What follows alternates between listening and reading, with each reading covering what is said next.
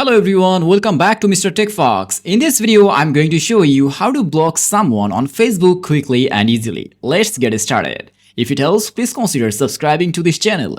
So, first of all, open your Facebook app or go to facebook.com on your browser.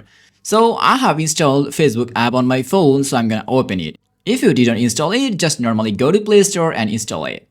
And after installing the app, log in with your email and password and you will see an interface like this of the home page. Now normally click on this search icon bar on the top and here you have to search the profile of that person whom you want to delete. For example, I'm going to search a person here. So here is the person, I'm gonna choose him.